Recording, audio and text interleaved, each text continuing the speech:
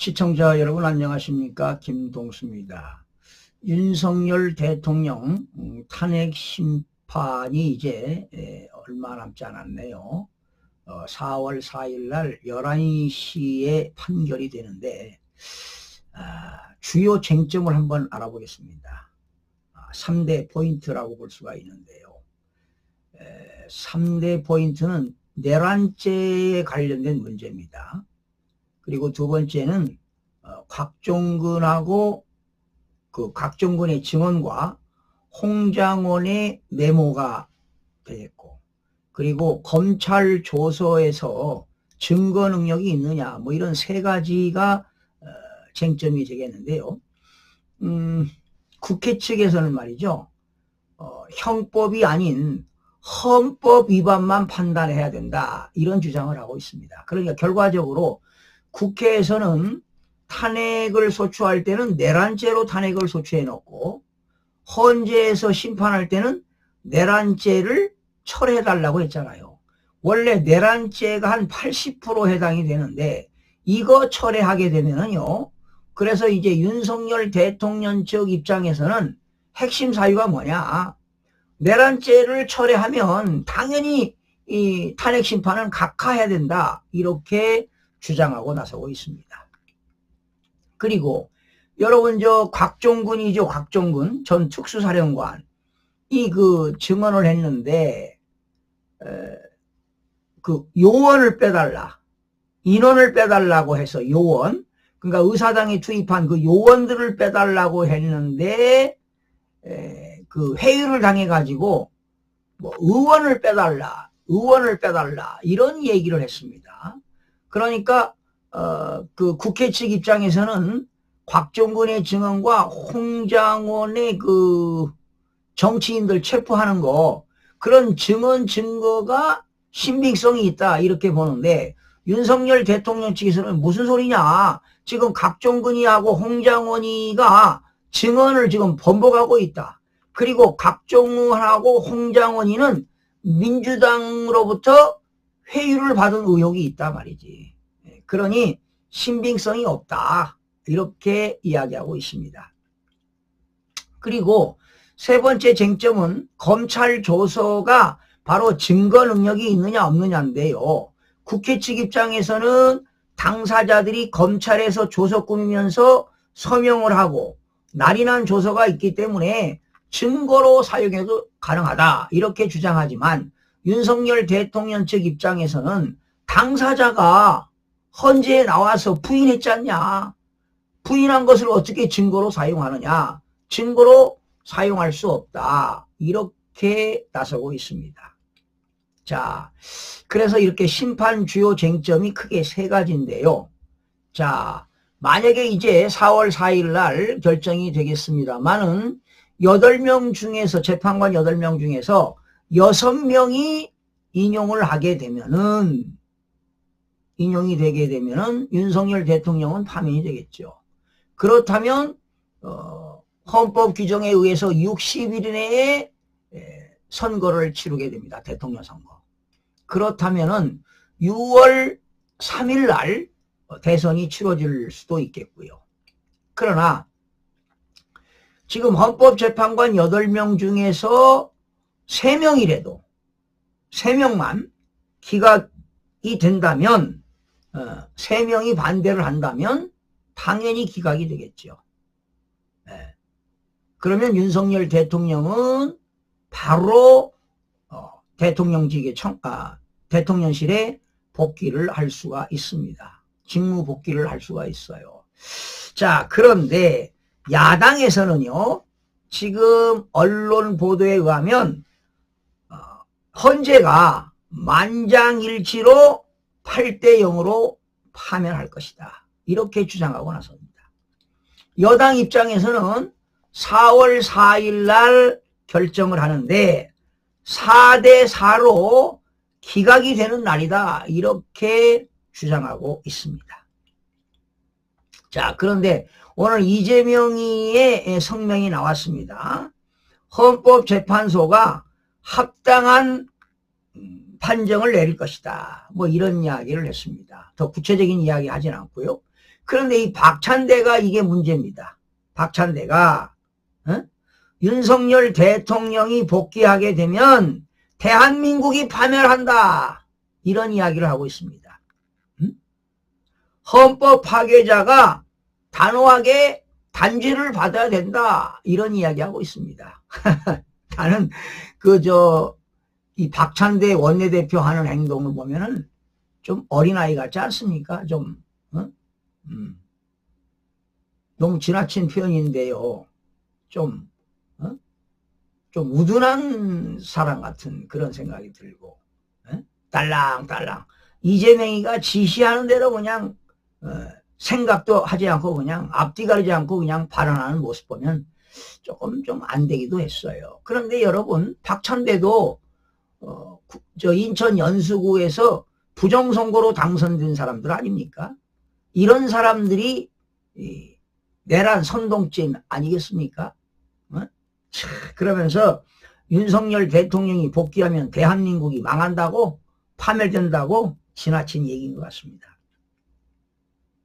자, 그리고 또 거대 야당에서 말이죠. 박지원 의원, 그래도 국회의원 중에 제일로 연장자 아닙니까?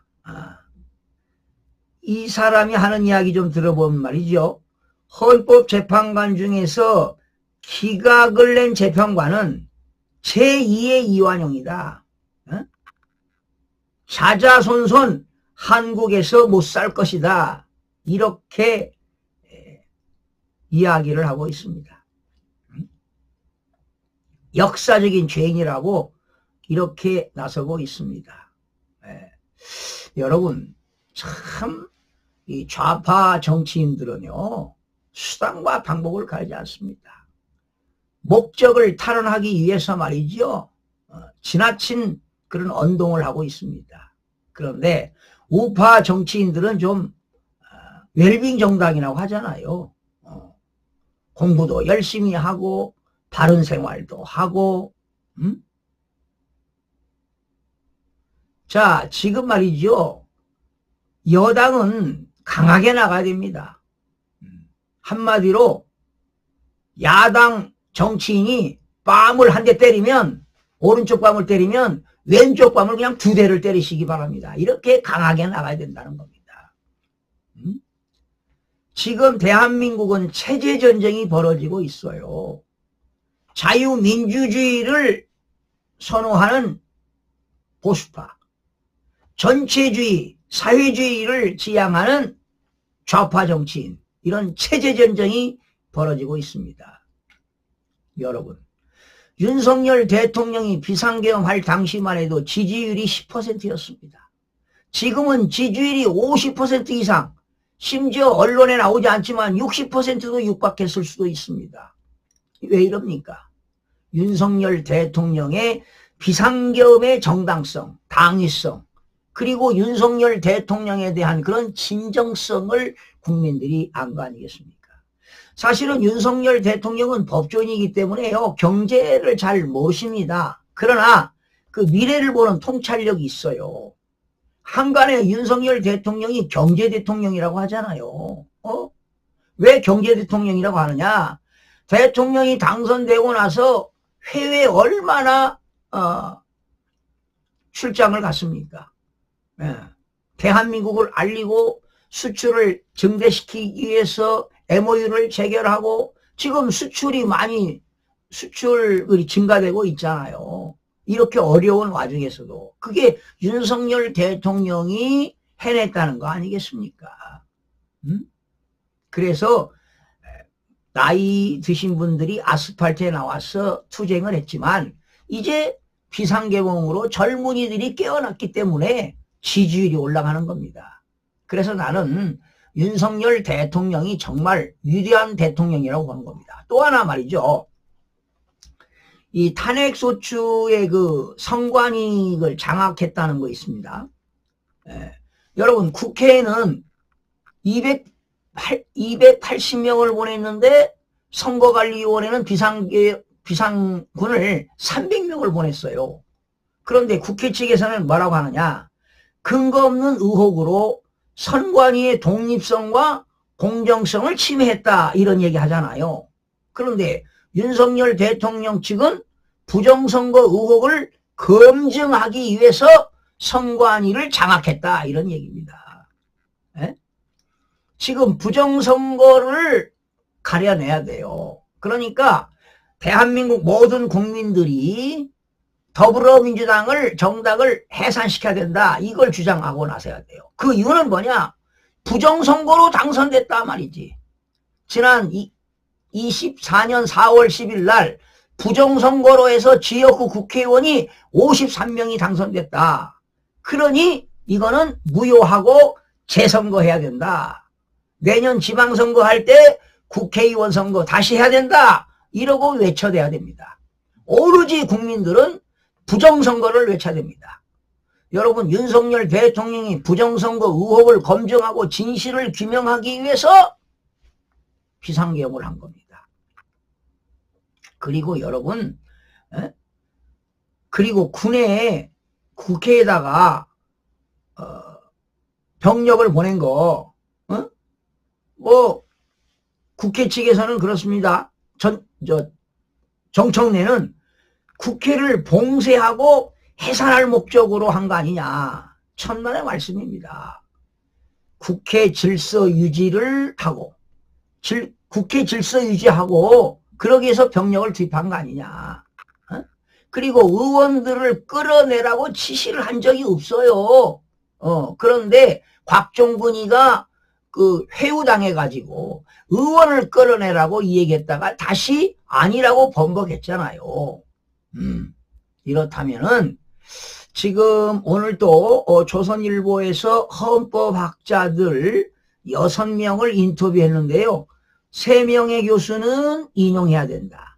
3명의 교수는 기각해야 된다. 지금 인용과 기각이 50대 52로 이렇게 인터뷰 기사가 나왔는데요. 여러분 저는 개인적으로 봤을 때 윤석열 대통령은 고유권한이다 이 말이죠. 고유권한. 계엄 선포는 그러니까 국회에서는 국가 비상사태도 아닌데도 계엄을 선포했기 때문에 잘못됐다라는 겁니다. 비상계엄 선포가 잘못됐다. 그러나 윤석열 대통령 측에서는 계엄 선포는 대통령의 고유권한이고 헌법과 계엄법에 나와 있다 이런 얘기죠. 그래서 거대 야당의 국회 폐악질 그리고 탄핵을 남발하고 예산을 남발하고 국가 기능을 마비시켰고 그래서 또한 부정선거를 밝히고 간첩들을 잡기 위해서 비상계엄을 했다. 그러니 대통령의 고유권한 아니냐. 그래서 저는 내란죄가 성립이 안 되고 국헌문란이 아니기 때문에 이거는 정당성이 있다. 비상계엄의 당위성이 있다. 저는 이렇게 보는 겁니다.